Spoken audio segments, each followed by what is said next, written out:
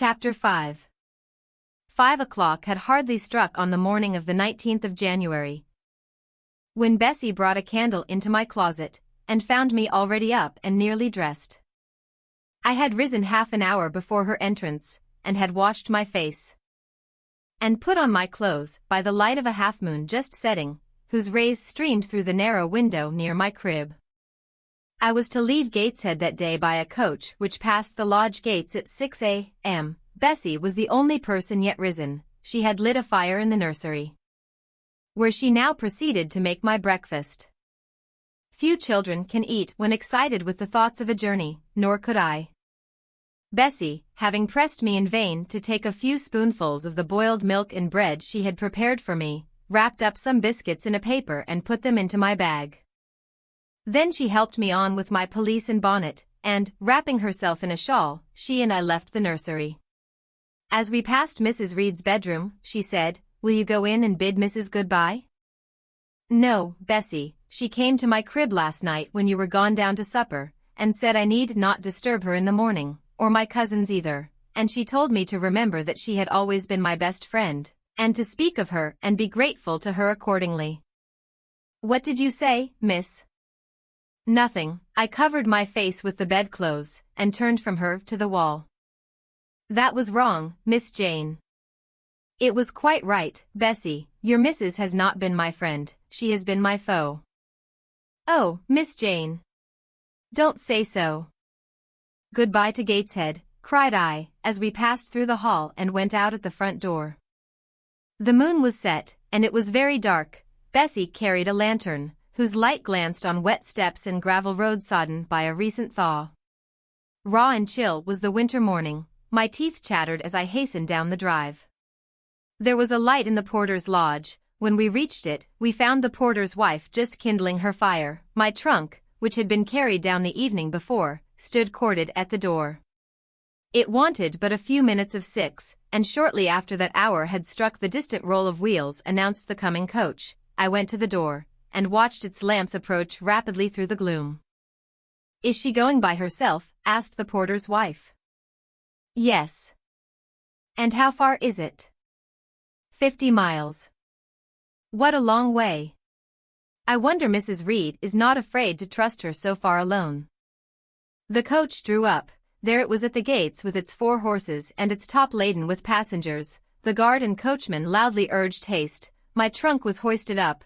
I was taken from Bessie's neck, to which I clung with kisses. "Be sure and take good care of her," cried she to the guard, as he lifted me into the inside. "Aye," was the answer. The door was slapped to, a voice exclaimed, "All right," and on we drove. Thus was I severed from Bessie and Gateshead, thus whirled away to unknown, and as I then deemed, remote and mysterious regions. I remember but little of the journey.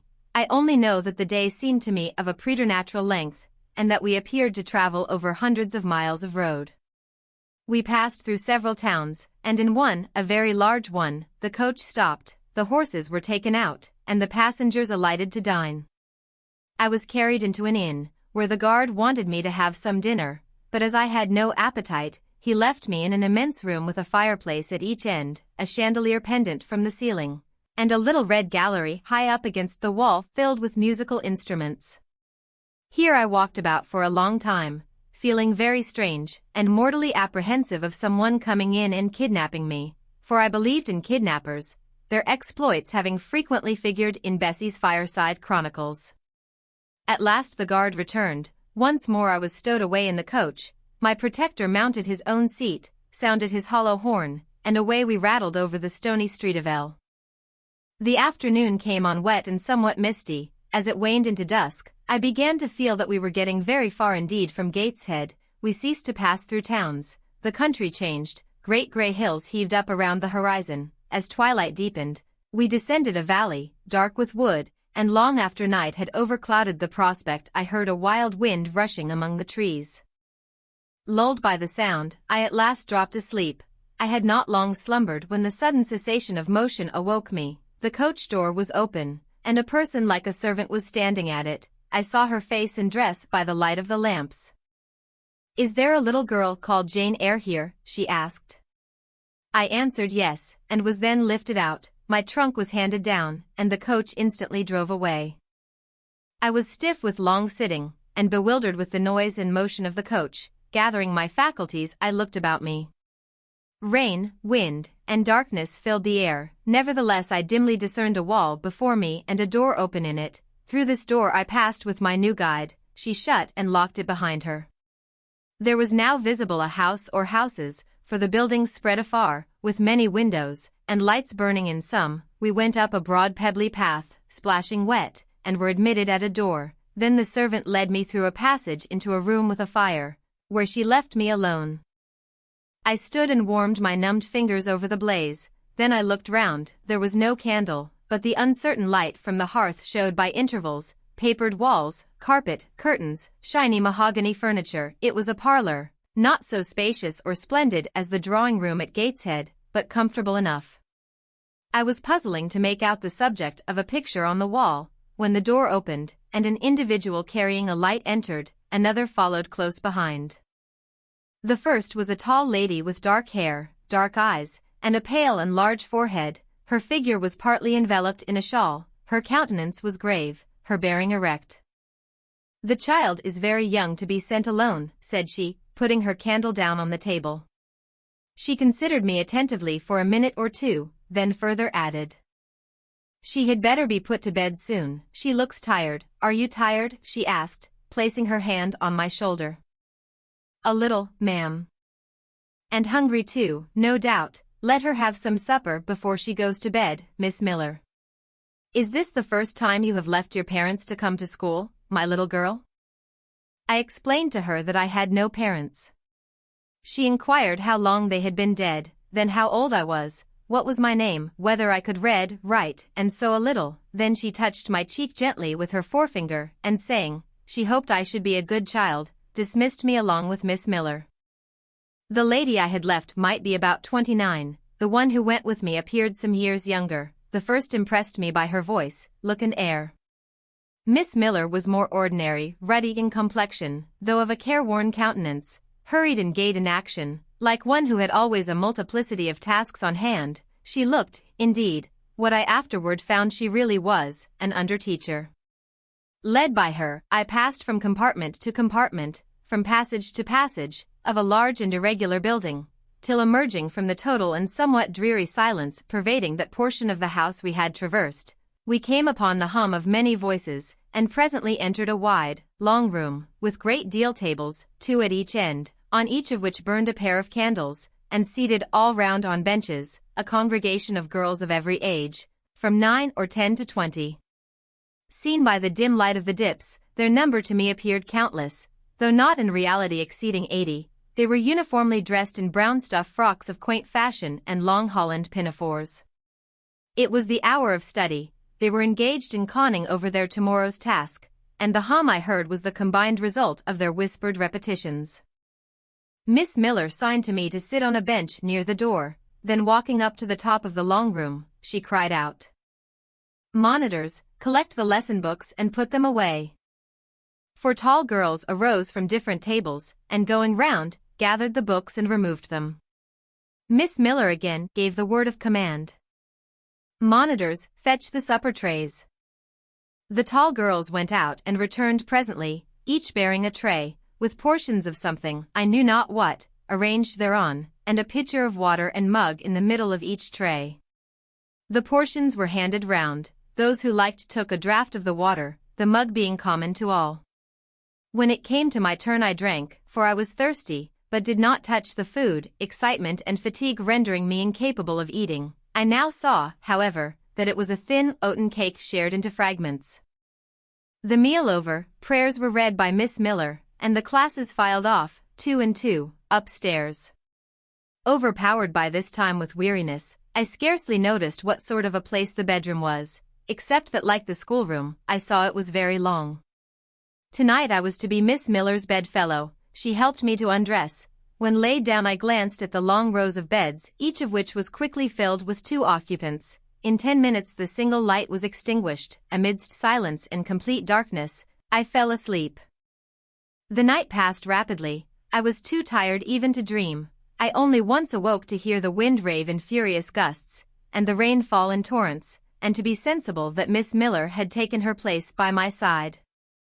When I again unclosed my eyes, a loud bell was ringing, the girls were up and dressing, day had not yet begun to dawn, and a rushlight or two burned in the room. I too rose reluctantly, it was bitter cold, and I dressed as well as I could for shivering, and washed when there was a basin at liberty, which did not occur soon, as there was but one basin to 6 girls on the stands down the middle of the room. Again the bell rang, all formed in file, 2 and 2, and in that order descended the stairs and entered the cold and dimly lit schoolroom. Here prayers were read by Miss Miller, afterward she called out, "Form classes." A great tumult succeeded for some minutes, during which Miss Miller repeatedly exclaimed, "Silence and order."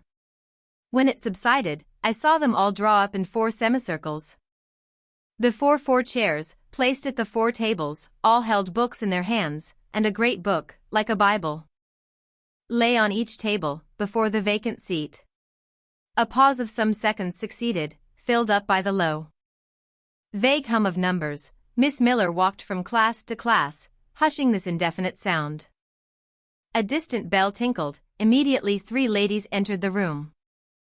Each walked to a table and took her seat. Miss Miller assumed the 4th vacant chair, which was that nearest the door, and around which the smallest of the children were assembled. To this inferior class I was called, and placed at the bottom of it. Business now began, the day's collect was repeated, then certain texts of Scripture were said, and to these succeeded a protracted reading of chapters in the Bible, which lasted an hour. By the time that exercise was terminated, day had fully dawned. The indefatigable bell now sounded for the 4th time, the classes were marshaled and marched into another room to breakfast. How glad I was to behold a prospect of getting something to eat. I was now nearly sick from inanition, having taken so little the day before. The refectory was a great, low-ceiled, gloomy room. On 2 long tables smoked basins of something hot, which, however, to my dismay, sent forth an odor far from inviting. I saw a universal manifestation of discontent when the fumes of the repast met the nostrils of those destined to swallow it. From the van of the procession, the tall girls of the 1st class rose and whispered words, disgusting. "The porridge is burned again." "Silence," ejaculated a voice, not that of Miss Miller, but one of the upper teachers, a little and dark personage, smartly dressed, but of somewhat morose aspect, who installed herself at the top of one table, while a more buxom lady presided at the other. I looked in vain for her I had first seen the night before, she was not visible. Miss Miller occupied the foot of the table where I sat, and a strange, foreign-looking, elderly lady, the French teacher, as I afterward found, took the corresponding seat at the other board. A long grace was said, and a hymn sung, then a servant brought in some tea for the teachers, and the meal began. Ravenous, and now very faint, I devoured a spoonful or 2 of my portion without thinking of its taste, but the first edge of hunger blunted, I perceived I had got in hand a nauseous mess. Burned porridge is almost as bad as rotten potatoes. Famine itself soon sickens over it. The spoons were moved slowly. I saw each girl taste her food and try to swallow it, but in most cases the effort was soon relinquished. Breakfast was over, and none had breakfasted. Thanks being returned for what we had not got, and a second hymn chanted, the refectory was evacuated for the schoolroom. I was one of the last to go out, and in passing the tables, I saw one teacher take a basin of the porridge and taste it. She looked at the others, all their countenances expressed displeasure, and one of them, the stout one, whispered, "Abominable stuff. How shameful." A quarter of an hour passed before lessons again began, during which the schoolroom was in a glorious tumult. For that space of time, it seemed to be permitted to talk loud and more freely, and they used their privilege. The whole conversation ran on the breakfast, which one and all abused roundly. Poor things! It was the sole consolation they had. Miss Miller was now the only teacher in the room. A group of great girls standing about her spoke with serious and sullen gestures. I heard the name of Mr. Brocklehurst pronounced by some lips, at which Miss Miller shook her head disapprovingly, but she made no great effort to check the general wrath. Doubtless she shared in it. A clock in the schoolroom struck 9. Miss Miller left her circle, and standing in the middle of the room, cried, "Silence! To your seats!" Discipline prevailed. In 5 minutes the confused throng was resolved into order, and comparative silence quelled the babel clamor of tongues.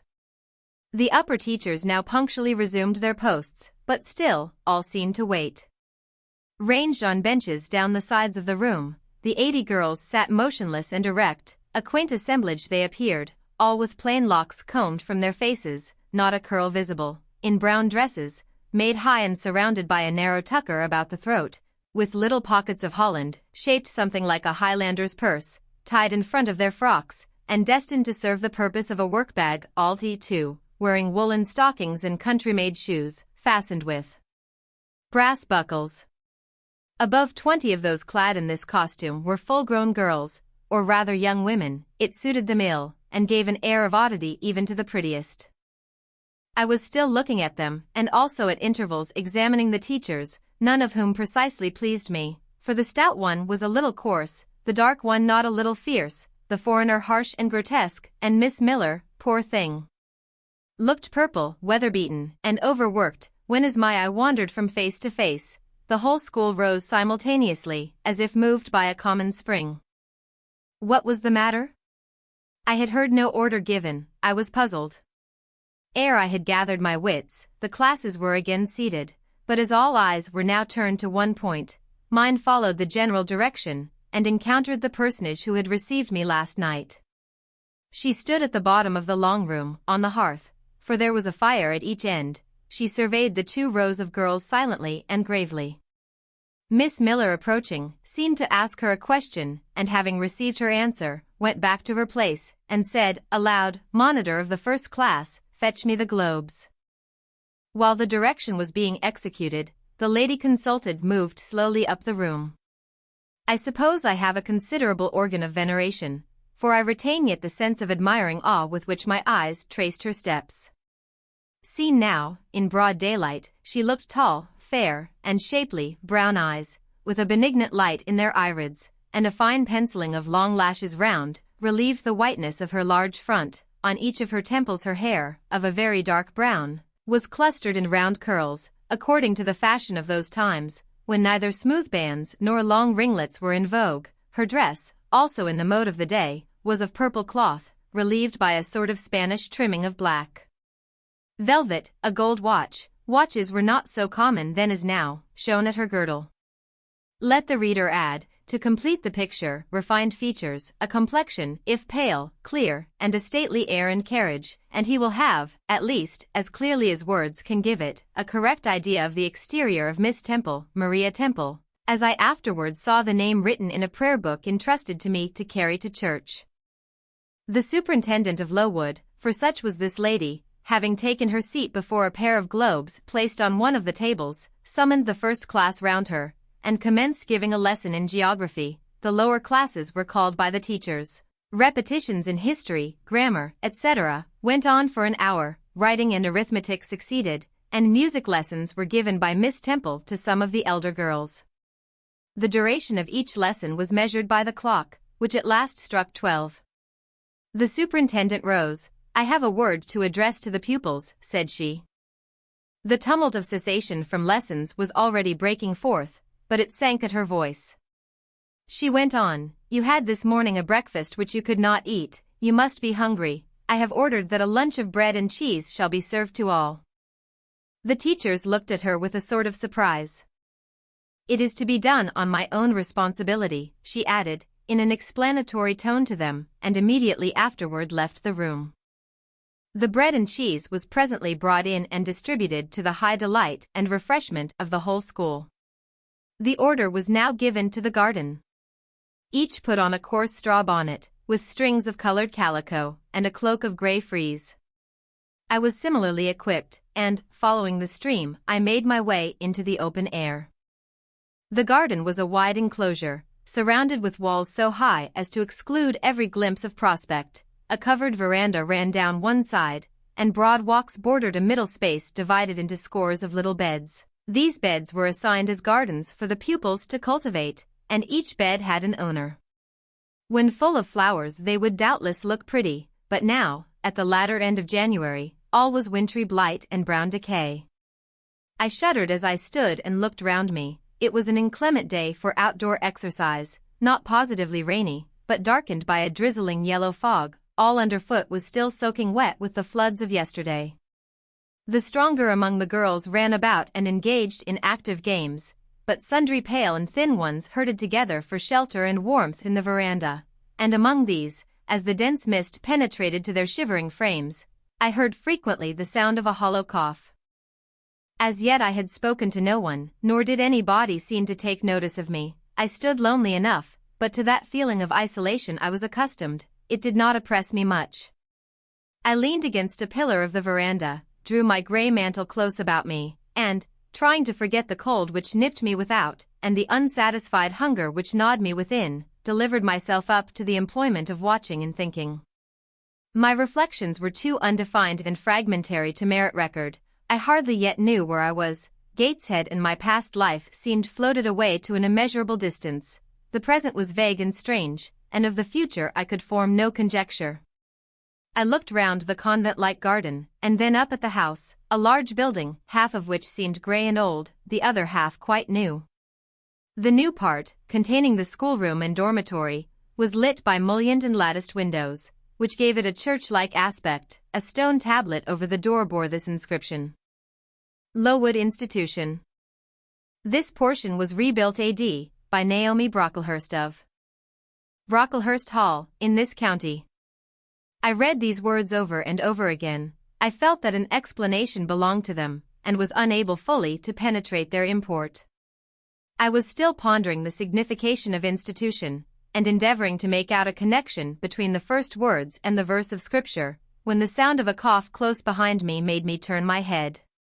I saw a girl sitting on a stone bench near. She was bent over a book, on the perusal of which she seemed intent, and from where I stood I could see the title. It was Rasselas, a name that struck me as strange, and consequently attractive. In turning a leaf, she happened to look up, and I said to her directly, "Is your book interesting?" I had already formed the intention of asking her to lend it to me some day. "I like it," she answered, after a pause of a second or two, during which she examined me. "What is it about?" I continued. I hardly know where I found the hardihood thus to open a conversation with a stranger. The step was contrary to my nature and habits, but I think her occupation touched a chord of sympathy somewhere, for I, too, liked reading, though of a frivolous and childish kind. I could not digest or comprehend the serious or substantial. "You may look at it," replied the girl, offering me the book.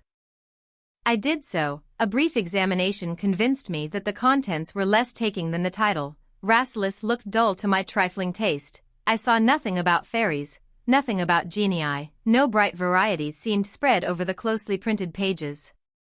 I returned it to her. She received it quietly, and without saying anything she was about to relapse into her former studious mood. Again I ventured to disturb her. "Can you tell me what the writing on that stone over that door means?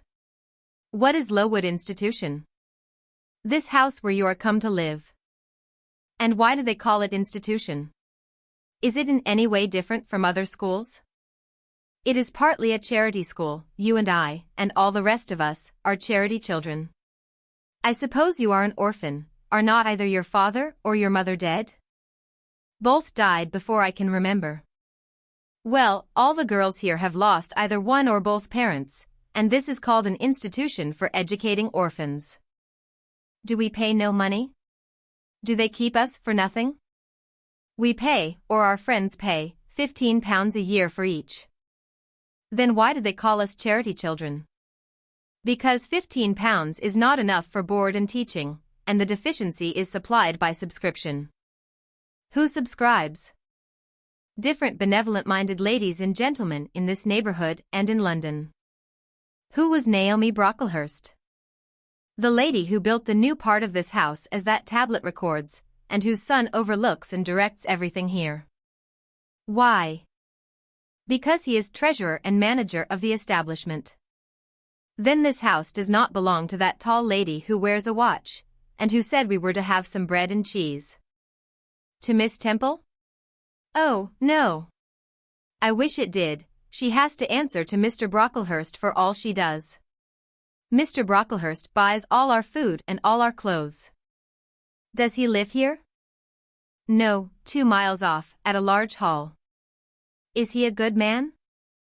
He is a clergyman, and is said to do a great deal of good. Did you say that tall lady was called Miss Temple? Yes.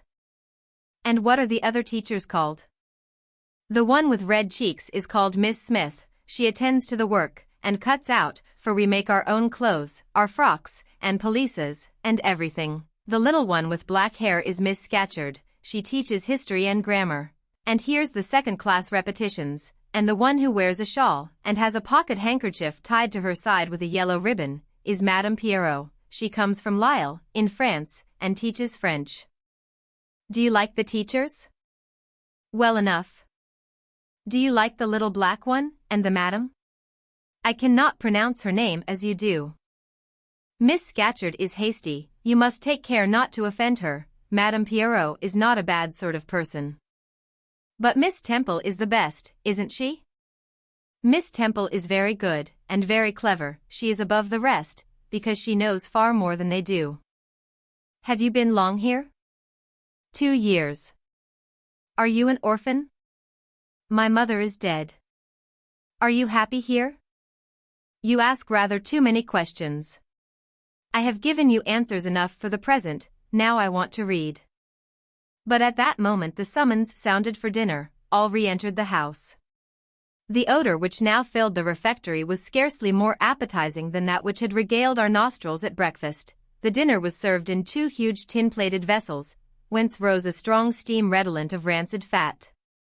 I found the mess to consist of indifferent potatoes and strange shreds of rusty meat, mixed and cooked together. Of this preparation a tolerably abundant plateful was apportioned to each pupil. I ate what I could, and wondered within myself whether every day's fare would be like this. After dinner, we immediately adjourned to the schoolroom. Lessons recommenced, and were continued till 5 o'clock. The only marked event of the afternoon was, that I saw the girl with whom I had conversed in the veranda dismissed in disgrace by Miss Scatcherd from a history class, and sent to stand in the middle of the large schoolroom. The punishment seemed to me in a high degree ignominious, especially for so great a girl. She looked 13 or upward. I expected she would show signs of great distress and shame, but to my surprise she neither wept nor blushed. Composed, though grave, she stood the central mark of all eyes. How can she bear it so quietly, so firmly? I asked of myself. Were I in her place, it seems to me I should wish the earth to open and swallow me up. She looks as if she were thinking of something beyond her punishment, beyond her situation, of something not round her or before her. I have heard of daydreams. Is she in a daydream now?